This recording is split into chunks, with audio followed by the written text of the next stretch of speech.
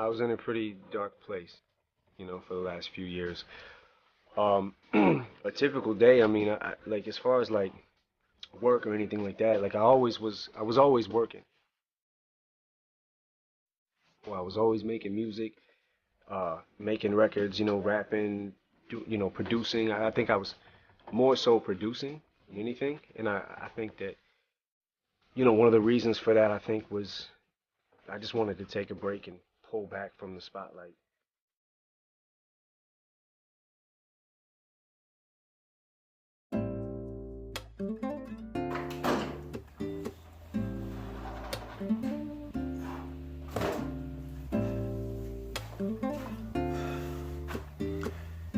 You know, from a period, a time span between 2002 and 2008, Eminem, he was addicted to this dangerous cocktail of Vicodin and Ambien and Valium. I mean, it was pretty dangerous.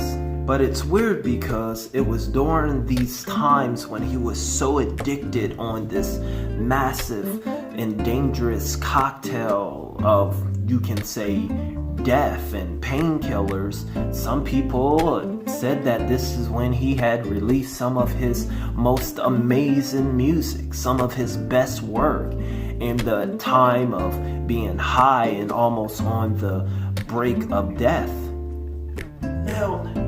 Now, in 2005, he tried rehab.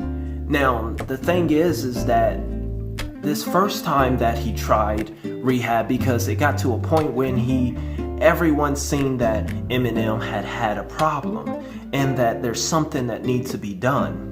His fans were worried, the media was talking, cancel culture was trying to cancel him, and it was evident that he had a problem with this, and something was going to happen really soon. So, like I said, in 2005, he went into rehab and he tried it. But the thing is, and why it didn't work this first time was because why he did it. See, he did it for the people. He did it not for himself, but because everyone was talking, and because people said that he should, and because basically he wanted to make faces.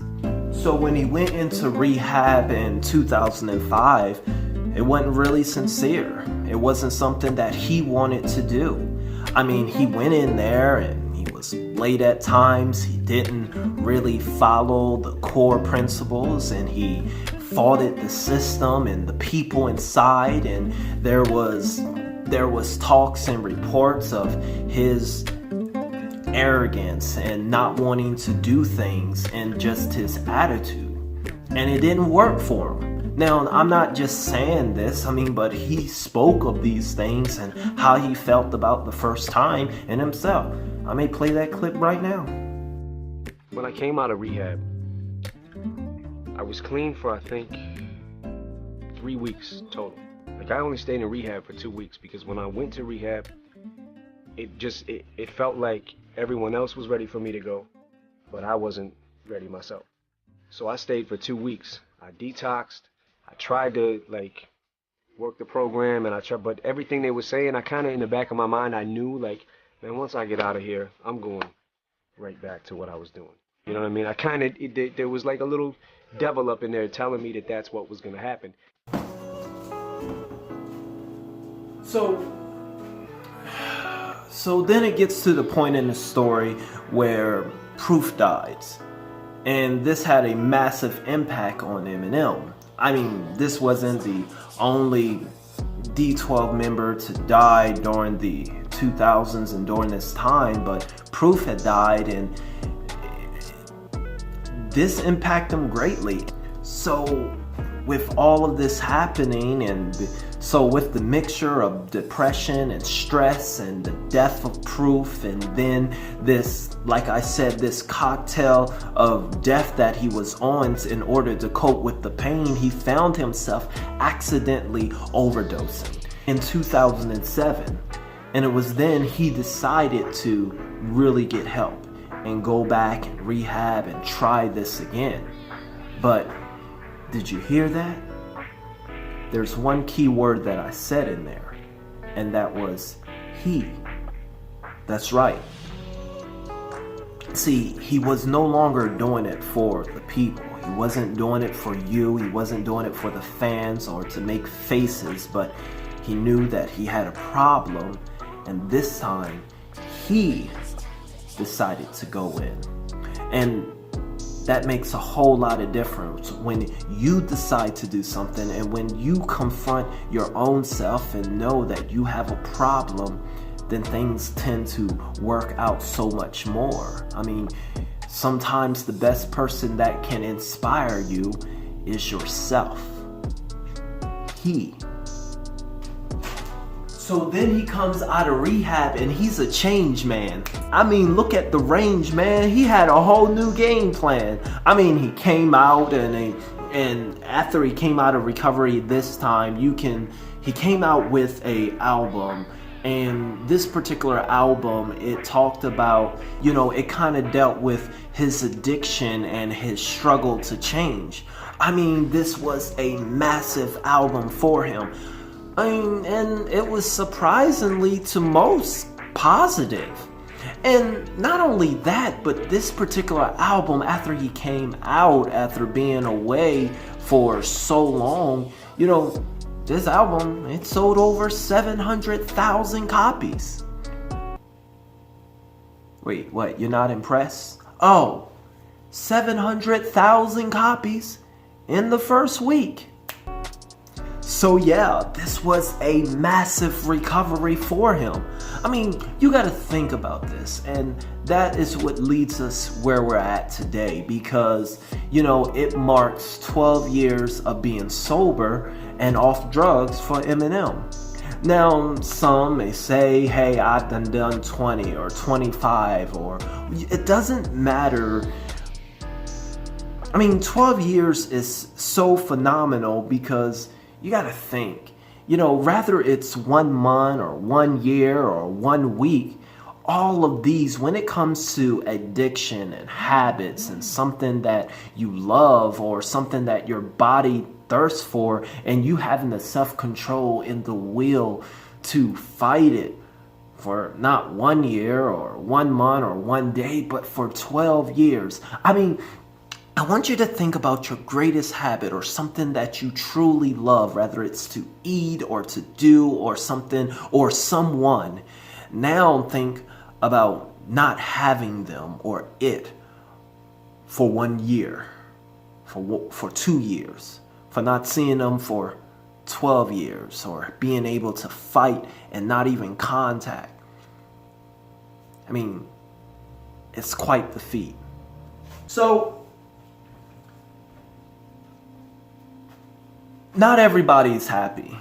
As you guys know, cancel culture was on it to hate. And cancel culture has a lot to say.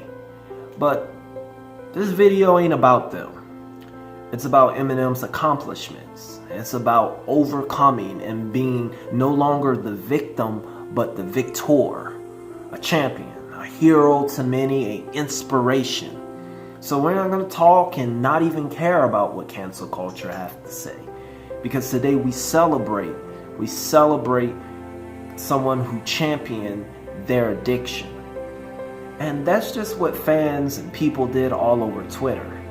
These are a few things that they said. My boy picked the day after 420 to begin his sober life. Legend. Well done, M. This is not an easy thing to do. Keep it up. Congratulations, M. Keep working your program. Take it on 1 day at a time. If you work for the program, it will work for you. Great job, man. Every day is a struggle. Keep up the great work. He is our inspiration. Very inspirational, M. I'm sober since Halloween 2017. Myself, congratulations on 12. Keep doing it, brother.